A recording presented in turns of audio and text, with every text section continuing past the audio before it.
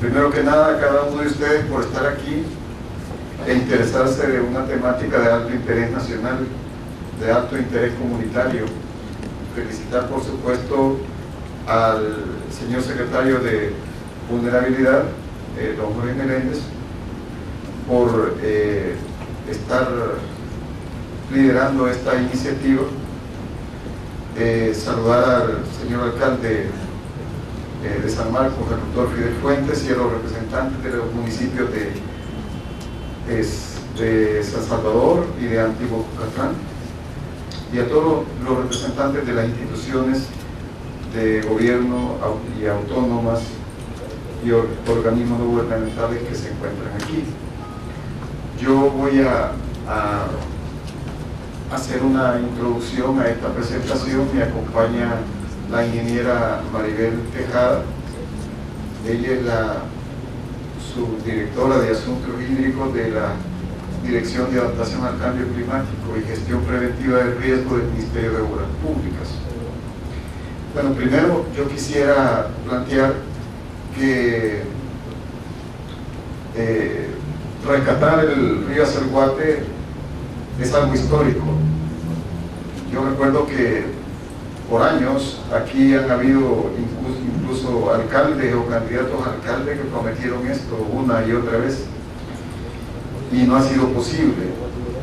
Y es que un proyecto de este tipo es un proyecto de país, porque San Salvador no solo es un municipio, es la capital del país, por consiguiente debe haber una responsabilidad compartida.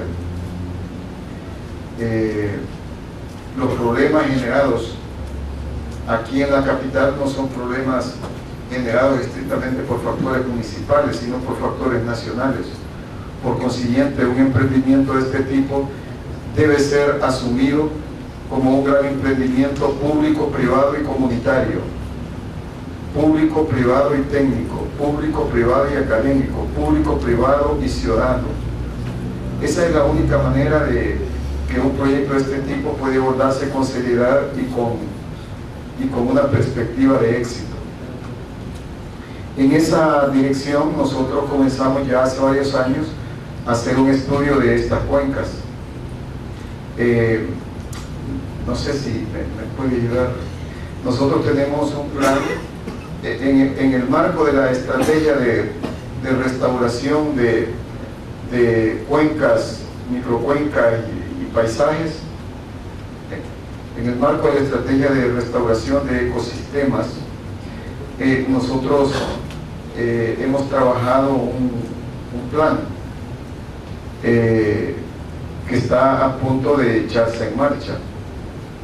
Estamos nosotros hablando de un área de 717 kilómetros cuadrados, lo relacionado con esta cuenca. Esto representa el 3% del territorio nacional y afecta a 3 departamentos: San Salvador, La Libertad y Cucatlán.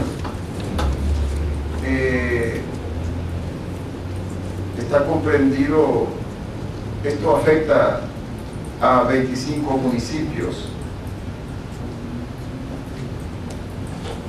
altamente poblados. El 21% del área de esta cuenca se encuentra urbanizada. El 7%, 7 de los 10 municipios más poblados del país están aquí. El 26.3% de la población del país vive en el área urbana aledaña a la Acelguate. Estamos hablando de 1.566.629 habitantes, de los cuales 1.513.102 son habitantes urbanos. El 93% del área urbana de la cuenca se encuentra en las subcuencas que ya mencionaba el director de Protección Civil, que son las subcuencas del Tomayate, Las Cañas y el llamado Arenal Montserrat Acelguate.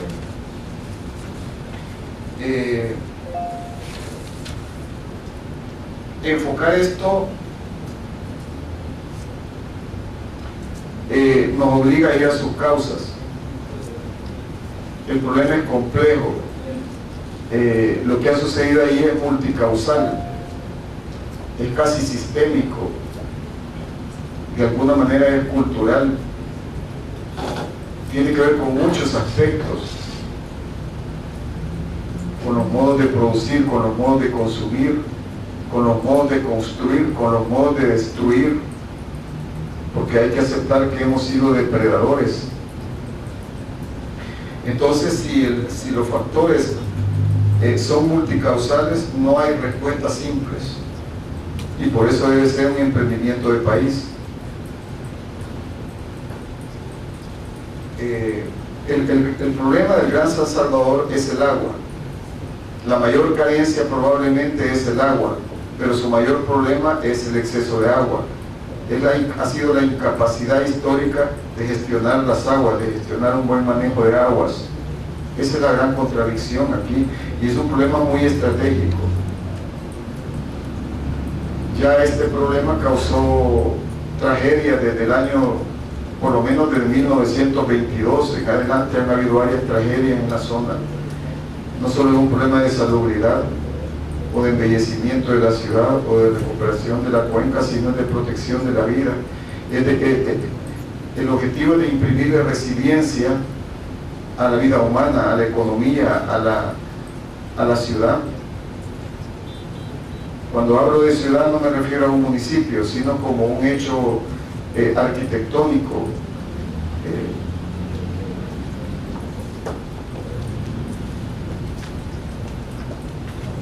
Uno de los problemas que hemos tenido, que ha venido a agravar las cosas, ha sido la impermeabilización de los suelos. Hemos violentado los dictámenes de la naturaleza. No todos los suelos tienen vocación urbana, pero aquí no ha importado, casi todo lo hemos impermeabilizado. Hay suelos que tienen vocación forestal, otros tienen vocación industrial, otros tienen vocación agrícola, otros no tienen ni vocación agrícola. Hay que preservar los bosques.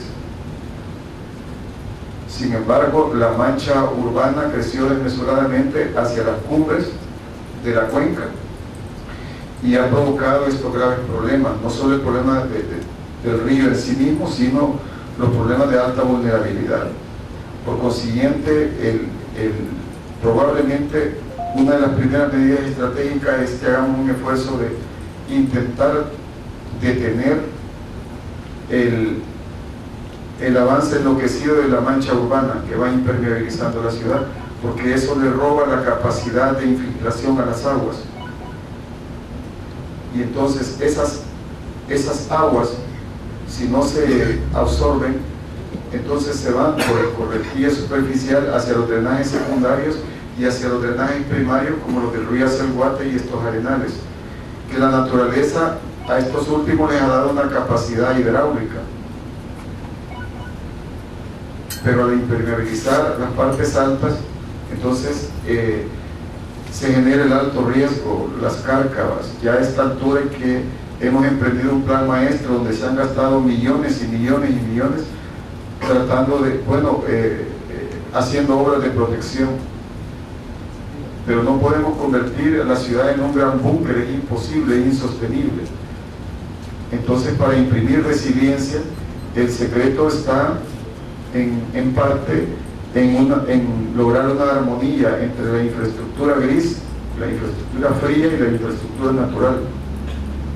En eso radica el blindaje de la infraestructura social y productiva. Entonces, ya a esta altura, la tecnología ha producido, por ejemplo, losas que permiten la infiltración de las aguas. Quizá las municipalidades y el Ministerio de Obras Públicas nos podemos poner de acuerdo y no autorizar, por ejemplo, estacionamientos que impermeabilicen los suelos, por ejemplo. Y además ver si podemos estimular. No estoy diciendo castigar, sino estimular una reversión de eso. Yo ya he conversado inclusive con dueños de algunos centros comerciales, y si se hiciera un plan estratégico por etapas, Yo he sentido apertura, pero necesitamos que todas las instituciones nos pongamos en sintonía. Esa es una primera medida. Otra medida es la de, en el manejo de aguas, construir 5 lagunas de laminación aquí en el Gran San Salvador, no una, son 5. Ya gestionamos el financiamiento, ya hay allí un concepto técnico de esto, pero es insuficiente. Más adelante habrá que hacer un sistema de pozos de infiltración y probablemente, lo digo el borrador, hay que hacer lo que hizo muchas ciudades de Holanda, que es que cada casa tiene también su propio pozo para el manejo de las aguas. Pero bueno, hay que recuperar el río. Quiero decirles que estábamos trabajando esto. Yo había hablado con los ingenieros de la Dirección de Adaptación al Cambio Climático, que a mí me parecía que había que dejar de hablar y comenzar. ¿Y por dónde comenzar? Esto es tan complejo.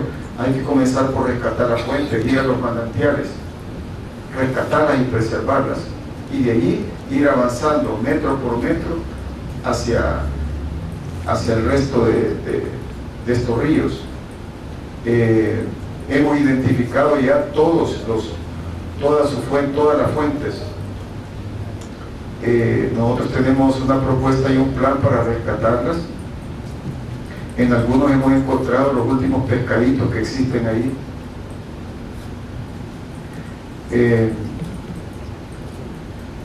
Por ejemplo, en Antiguo Cucatlán, allí hay una de las vertientes del río hacia el Guate, que es la del Garrobo.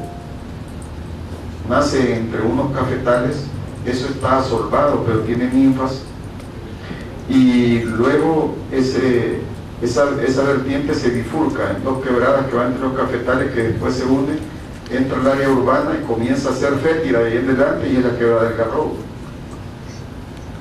Y está la cuenca de Viloguapa, que es una historia no igual, pero parecida. Las 3 son cuencas.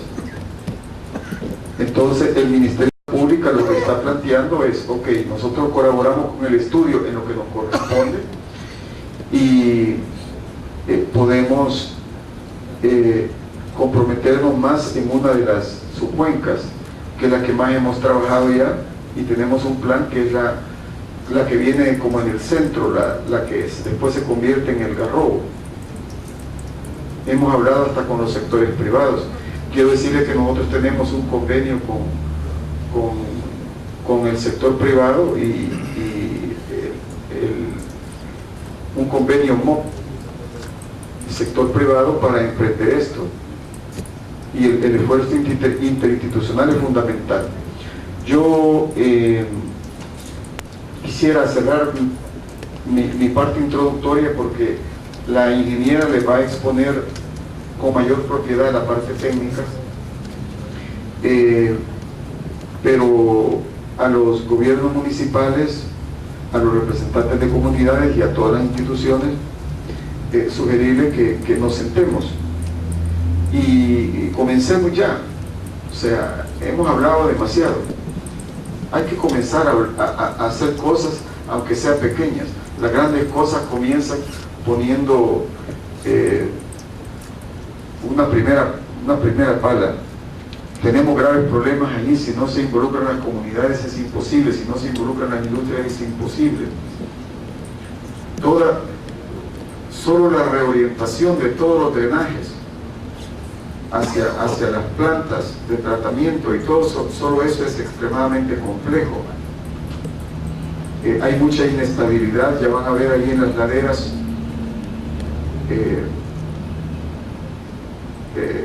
son basureros, son problemas de aguas grises, en la parte alta principalmente de aguas grises.